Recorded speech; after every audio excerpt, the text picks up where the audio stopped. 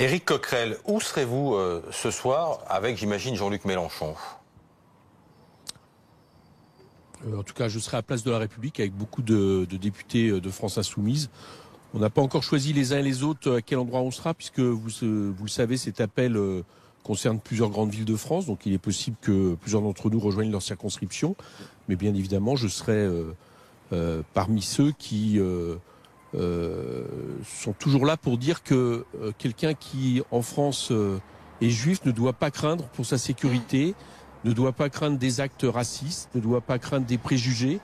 D'ailleurs, j'allais dire, comme toute personne qui est attaquée, soit pour sa couleur de peau, soit par sa religion, je crois que c'est toujours nécessaire que la République se retrouve à ce moment-là. Éric Coquerel, vous savez qu'il y a certains qui reprochent à Jean-Luc Mélenchon son ambiguïté.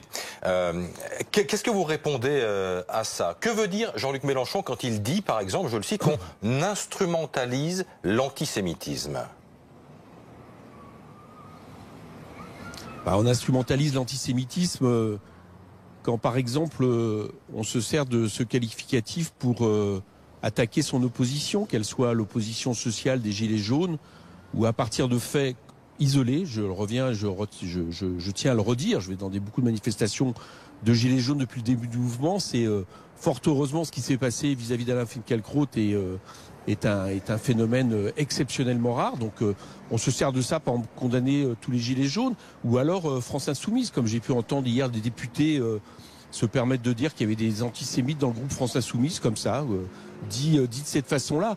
Bon, vous voyez bien qu'à partir de là, c'est plus être tous ensemble pour dire non à l'antisémitisme, c'est se servir de l'antisémitisme pour déqualifier un opposant. Voilà ce que j'entends par instrumentalisation.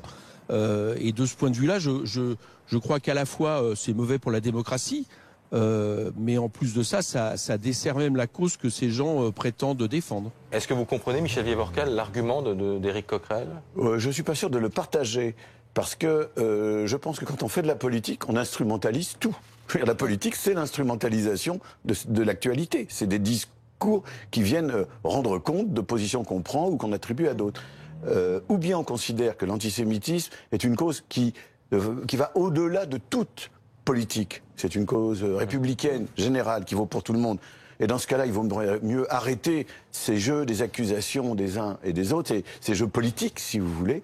Ou bien on considère que c'est un problème politique sur lequel il peut y avoir des positions divergentes, et là, l'instrumentalisation bat son plein. Donc moi, je souhaiterais qu'on arrête ce genre de discussion et que les gens se retrouvent. Et attendez, Éric Coquerel veut vous répondre. Allez-y, monsieur Coquerel.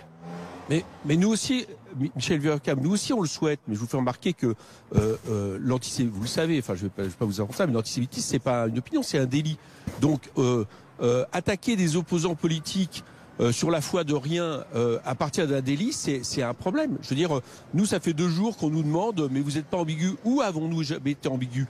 Bon, on a toujours été présent dans toutes les luttes, le courant politique que nous représente dans toutes les luttes contre l'antisémitisme et le racisme. Donc, je suis désolé, il n'y a pas quand tout d'un coup des bancs de bancs politiques, on brandit ça pour j'allais dire mettre sur le reculoir, mettre sur la défensive des opposants. Oui, j'appelle ça une instrumentalisation et c'est pas supportable pour la raison que vous venez de dire. C'est que justement par rapport à cette question, on devrait tous se retrouver ensemble. Donc c'est à cela d'ailleurs que nous appelons encore à cette heure-là. Ce sera le cas ce soir, 19h, place de la République et dans une cinquantaine de villes de France.